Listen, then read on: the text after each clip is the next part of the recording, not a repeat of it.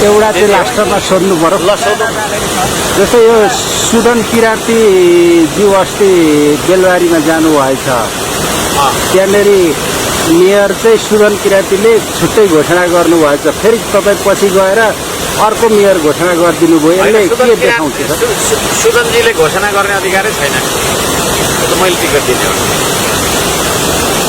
भने त्यहाँ दुई थेमा देखिन्छ क्या? दुई थेमा देखिँदैन, त्यो होइन। उहाँले केही कुरामा भन्नुभयो होला, त्यो त तपाईँले भन्दा पनि हुन्छ, तपाईँले पनि एकजना भन्दा हुन्छ। तर के छ भने सबभन्दा सम्भावनाको नजिकको हो होइन, योग्यको हो, पपुलरको हो है, र हाम्रो सिद्धान्त नीति तथा कार्यक्रमलाई अघि सार्न सक्नेको हो, त्यो व्यक्तिलाई टिकट दिन्छ। बेलबारीमा दुई थेमा देखेको छैन।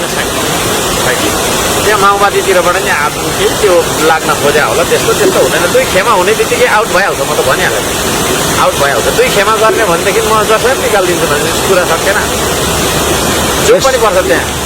फेसबुकबाट धेरै अलिकति जो पनि पर्छ, बढी नै भयो भन्छन् अलिकति। फेसबुक बढी नै त हो त, श्रम संस्कृति बढी नै त हुनुपर्छ त, अझै धेरै हुनुपर्छ, 1 करोड हुनुपर्छ श्रमदाता भन्दैछु, बढी भएर अझै होइन। फेसबुकबाट पदचाहित गर्ने विषय यस्तो छ, त्यो त तपाईँको हाम्रो श्रम संस्कृति नै त्यही हो क्या। जबसम्म निष्ठावान रहन्छ मान्छे, जबसम्म होइन यो पार्टीलाई 2टा 3टा समूह के जति भन्ने किसिमले बुझ्दैन, एउटै पार्टी हो भन्ने बुझ्छ होइन, तबसम्म चाहिँ नि कुनै मान्छेलाई कारवाही हुँदैन। मैले भने त कसैले कारवाही गरेको मान्छेलाई मैले रिट लिएको छु नि, जिल्लामा कारवाही गरागर गरेको भन्ने कुराहरू सबै बदर गरेर फेरि पुनः कमब्याक भएको छ क्या, त्यस्तो मान्छे हो नि त। तर त्यो खालको यो अब निष्ठा नै यता त्यता भयो भनेदेखि चाहिँ त्यो चाहिँ फेरि मेरो तर्फबाट हुँदैन। कहिलेकाहीँ यस्तो लाग्दैन जस्तो एकल निर्णयको गरिरहेको छु कि? एकल निर्णय होइन, एकल निर्णय कहाँ छ त? यो पार्टीको विचारको बिउ नै हर्क साम्पाङ हो। अनि कस्तो कुरा गरिरहेको तपाईँहरूले होइन र, त्यो चिज हो। अनि एकल निर्णय भने के हो? कार्यक्रम गर्ने भनेको एकल निर्णय भएको कि?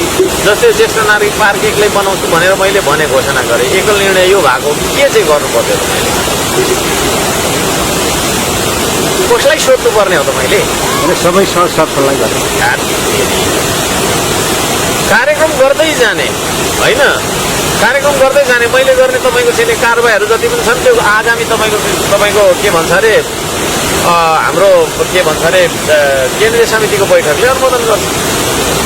त्यो चिज हो। गलत कुरा के छ र?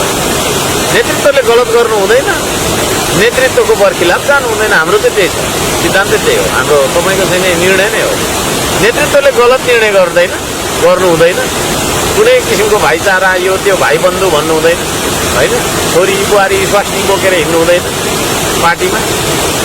योग्यताको तपाईँको चाहिँ के अरे योगदानको कदर गर्नुपर्छ। यो हिसाबबाट हामी आएको छौँ। अनि यहाँ कसैले पक्रेर निकाल्नु खोज्छ, यो त्यो निकाल्नु खोज्छ र मैले भनेको कुरा निर्देशन तपाईँको अवज्ञा गर्छ भन्दा त्यो मान्छेलाई कारवाही त गरिहाल्छ नि मैले। को ठुलो कुरो हो त्यो? त जुनैमा पनि छ नि, त्यो बिना त पार्टी नै चल्दैन होइन।